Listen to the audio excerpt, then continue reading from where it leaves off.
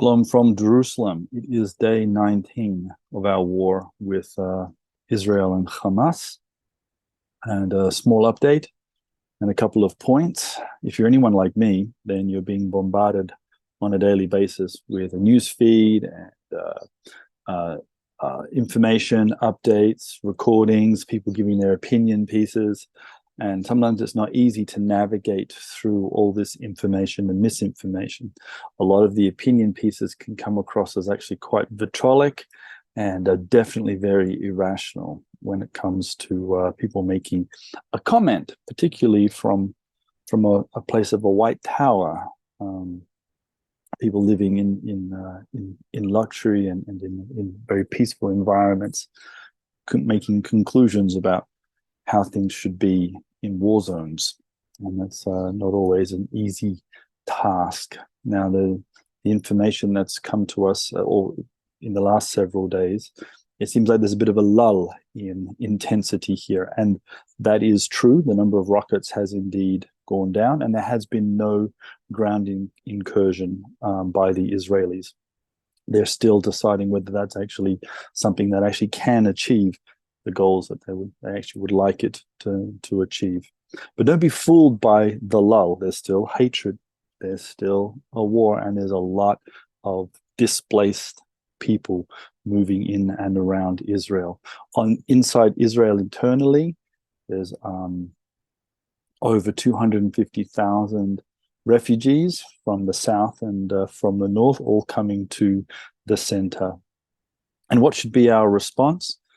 Well, several Christian organizations have closed down in the Middle East and left.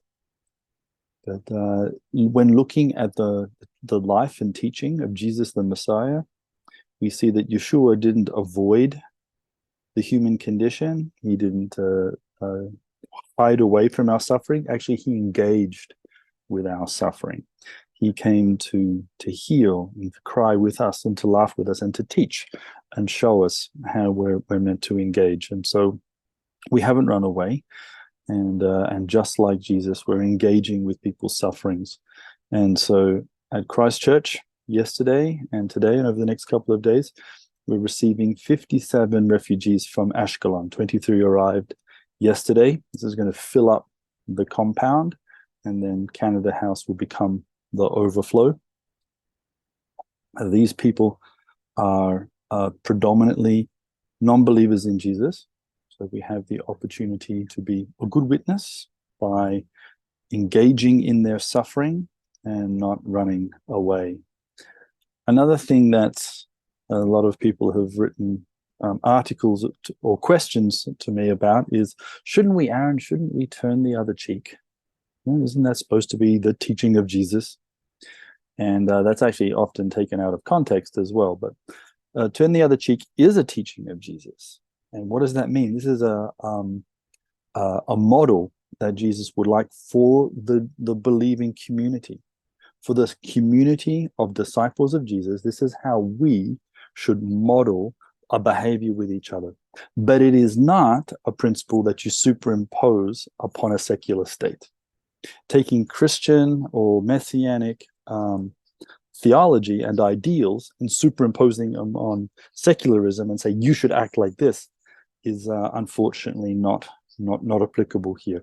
The state of Israel has a responsibility to its citizens to defend them and to give them security, not to obey the teachings of Jesus, even if we would like them to do that. An example would be something like this. Someone comes and steals my car, and we catch them. Now, I can turn the other cheek. I can say, I forgive you, and it's all okay. But there's another actor that's come into this play, and that's actually the legal system, the police. They now have a responsibility to actually prosecute a thief and extend that. That's actually Romans 13, where we pray for the government as they are instruments of law, and that's over and above our community. But we need to reflect the community of Jesus, and we're going to do that right here in Jerusalem. We're not going to run away from people suffering. We're going to engage. It's the model of Jesus that our community has to offer, and it's what people. It's something that people will see and will want. Hamas has given us a reality that nobody wants, right? They are evil dictators. Not even the Palestinians want the reality that Hamas has given. So, brothers and sisters, we need to present the reality that Jesus would like our community to have. So engage in suffering, engage with your local community. Go out and talk to your local Jewish community, and just find out how they're feeling, and don't pressure them with any morality or false hopes that it's all going to get better, but rather listen. Don't run away. Just share with them, and that's actually a disciple of Jesus. So currently in Israel, there's about still 222 hostages in Gaza. This has never happened before. No one 100% knows how we should approach the situation, but we can do so with prayer and standing with Israel by not running away, speaking the truth, and speaking speaking the truth is above all things, which in the end will set us free. So keep praying for us, guys. There's a lot of work ahead. This truly has only just begun.